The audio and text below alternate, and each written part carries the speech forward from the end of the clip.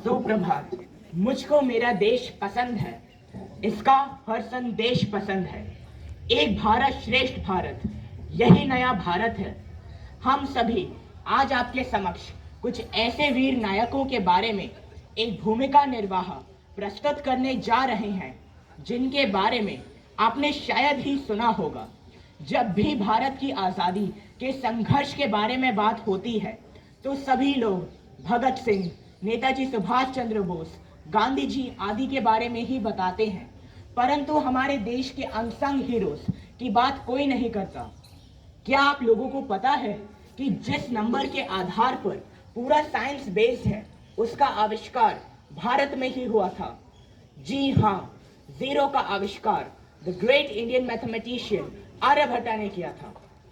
भारत का एक बहुत ही समृद्ध गुरुकुल सिस्टम था, लेकिन लगातार फॉरेन इन्वेजन्स के कारण भारत की संस्कृति लुप्त होने लगी और हमारे देश की प्राचीन यूनिवर्सिटीज जैसे नालंदा, तक्षशिला सिर्फ एक म्यूजियम्स में कन्वर्ट हो गई।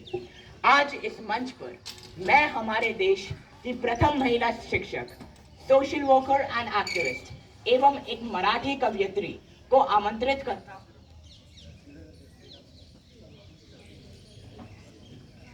आप सब मेरी कक्षा में क्यों नहीं आए?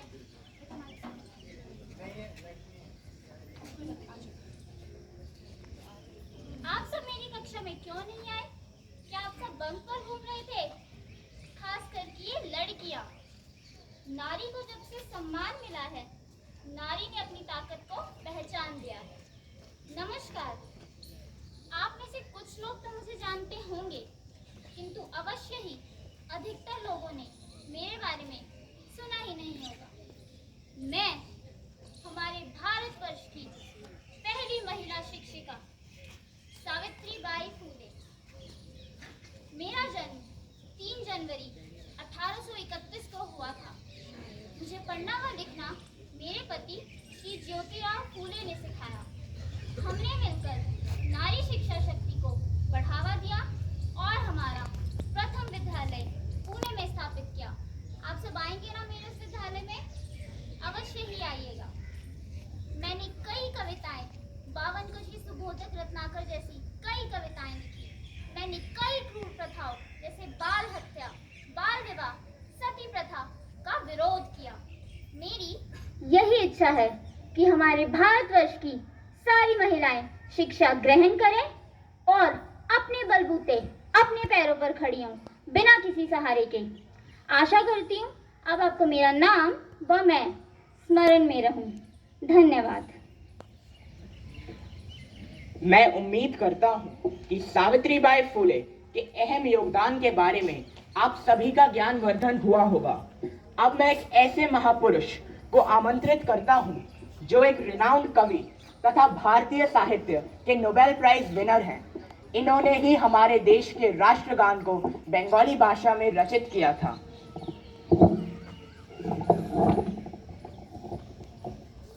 नमस्कार, मेरा नाम। आज मैं अपना परिचय नहीं दूंगा, आप पहचानिए मैं कौन। पहचानिए पहचानिए। अरे नहीं पहचाने?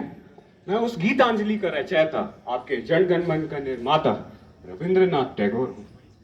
आज के दिन मुझे जीते हुए 161 साल हो चुके हैं। इस आजाद भारत को 75 साल। जाहिर सी बात है आप हमारे योगदान जरूर भूल गए होंगे। आज मैं अपने उन सिद्धांतों की आपको याद दिलाना चाहूंगा जो मैंने शिक्षा को लेकर बनाए थे। पहला प्रकृतिवाद, दूसरा आदर्शवाद, तीसरा अंतरराष्ट्रीयवाद, चौथा मानवतावाद। इन सब में से मेरा सबसे प्रिय प्रकृतिवाद है। मेरा मानना है ये चौक, डस्टर, बड़ी बड़ी इमारतें आपको क्या सिखाती हैं? अक्षर ज्ञान के सिवा कुछ नहीं। जहां आपको प्रकृति तो बातें सिखा जाती हैं। मुझे तो अपनी हिंदी संस्कृति का जितना साथ देना था मैंने दिया। अब आपकी बारी है, इस आधुनिक पीढ़ी की बारी है। क्या आप हिंदी संस्कृति का साथ देंगे? इस भारतवर्ष के साथ खड़े रहेंगे? सच तो बोल रहे हैं ना? कि बाद में जाने के बाद बोलेंगे कि बाला टली हैं? चलिए, इस आधुनिक पीढ़ी का मैं अपने शब्दों से और वक्त जाया नहीं करूंगा। अंत में मैं बस इतना ही कहूंगा, इस हिंदी संस्कृति का मैंने मान रखा, क्या आप भी रखोगे? इस भारतवर्ष का एक स्थान दिया, इस भारतवर्ष को एक स्थान दिया, क्या आप भी दोगे? शिक्षा को अपना माना, क्या आप भी मानोगे? इसी के साथ सादर प्रणाम व धन्यवाद।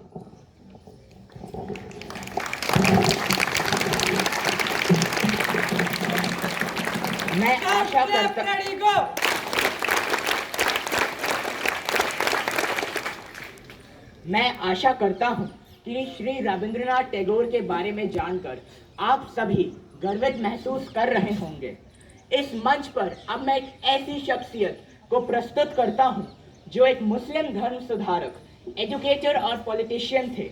इन्होंने मुस्लिम गर्ल्स एजुकेशन के लिए विशेष रूप से कार्य एवं संघर्ष किया था। आदाब, हम सैयद अहमद खान। क्या आप हमें जानते हैं? शायद आप हमें भूल भी गए होंगे। हम एक फिलोसफर, एजुकेशनलिस्ट और एक सोशल रिफॉर्मर हैं। क्या आप सब स्कूल की शिक्षा ग्रहण करने के बाद यूनिवर्सिटी आना चाहते हो? तो ज़रूर आना। हमारे द्वारा स्थापित अलीगढ़ मुस्लिम यूनिवर्सिटी में, इस्लाम में, जहाँ पर लड़का और लड़कियों के बीच बहुत ही ज़्यादा समानता थी। क्या लड़कियों का काम बर्तन धोना है या बच्चों की परवरिश करना है? नहीं, लड़कियों का काम शिक्षा को प्राप्त करना भी है। मेरा भारत में सबसे ज़्यादा वक्त साइंटिफिक स्टडीज़ और इंग्लिश की नॉलेज को प्राप्त करने में लगा, क्योंकि यही आगे जाकर हमें नौकरियां दिलवाएंगी और आगे आने वाले वक्त में यही हमारे बहुत ज़्यादा काम आएंगी। शुक्रिया।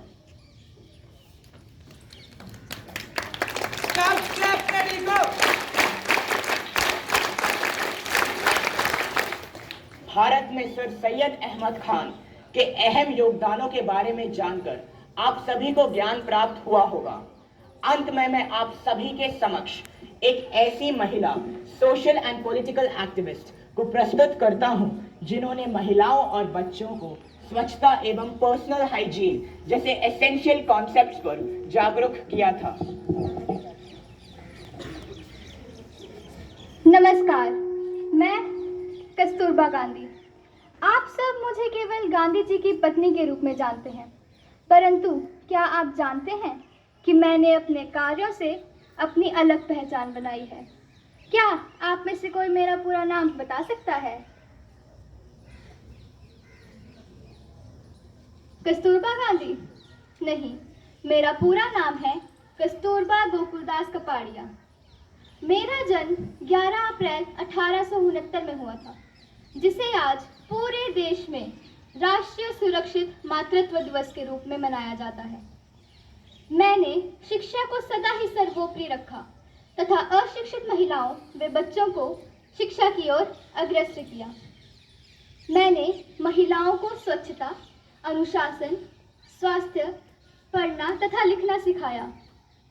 मैंने सन 1917 में बिहार के चंपारण जिले में महिलाओं के कल्याण के लिए काम किया।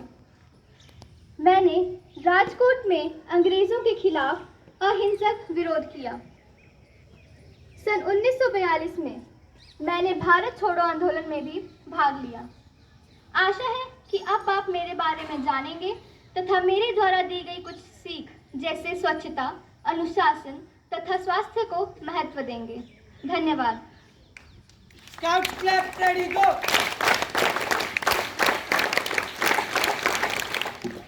मैं आशा करता हूं कि आज के इस भूमिका निर्वाह से आप सभी को हमारे देश के कुछ अनसंग हीरोज के बारे में ज्ञान प्राप्त हुआ होगा।